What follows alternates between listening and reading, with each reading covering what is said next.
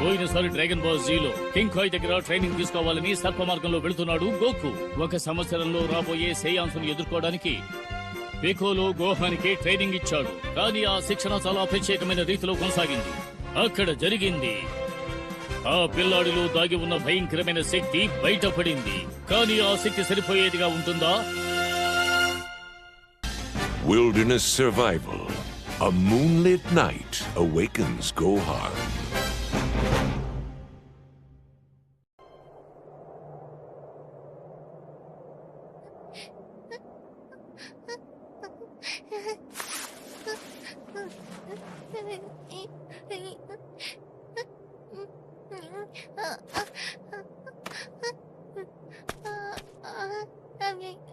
సరే చెప్పండి, నేను తర్వాత ఏ ట్రైనింగ్ చేయాలి?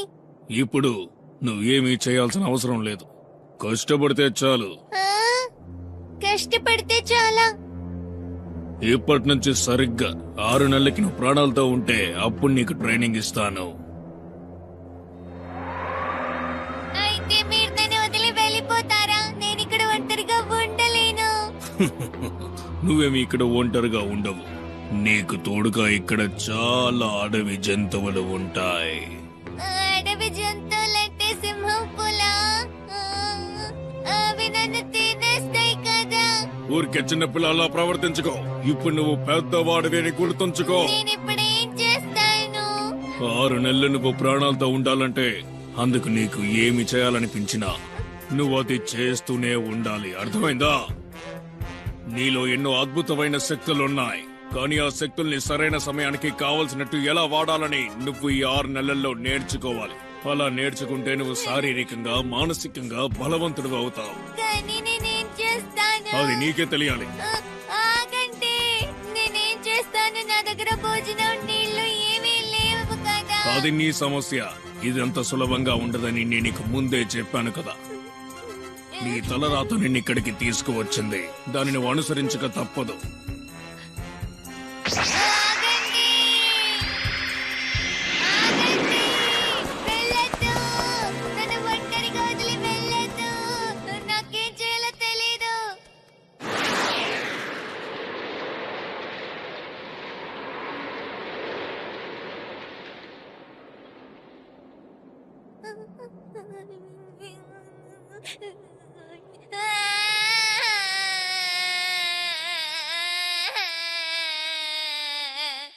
కామి, మీకు ఏమైంది?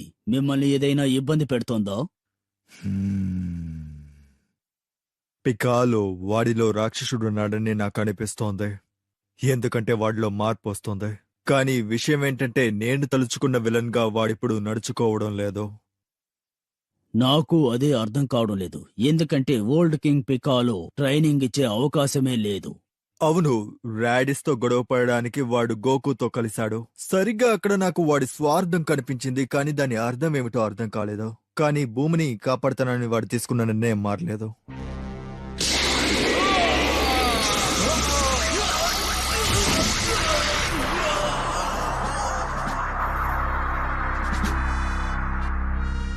గోకుకి రాడిస్ కి మధ్య జరిగిన గొడవలో వాడిలో ఉన్నటువంటి దుష్టశక్తి కనిపించింది. అయినప్పటికీ కూడా గోకు సాక్రిఫైస్ ని మనం మర్చిపోకూడదు. అది మాత్రమే కాదు, డ్రాగన్ బాల్ మూలంగా గోకు ఏనాటికైనా వస్తాడని వాడికి తెలుసు. వాడికి ధీటుగా నిలిచే బలవంతుడిని పికోలో ఎలా తయారు చేస్తాడో తెలియడం లేదు.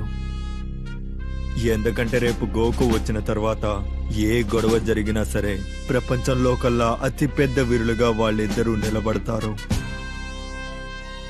నాకు ఏమీ అర్థం కావడం లేదు. అర్థం కాదు, ఖచ్చితంగా ఏమీ అర్థం కాదు. ఎందుకంటే పికోలోకి ఒక విషయం బాగా తెలుసు. ఈ 1 సంవత్సరంలో ఎవరికి ఏమైనా జరగచ్చు. అందుకే వాడు ఈ నిర్ణయం తీసుకున్నాడు. నేను కూడా భవిష్యత్తుని చూశాను. ఇదే జరుగుతుంది అని నేను స్పష్టంగా చెప్పలేకపోయినా గానీ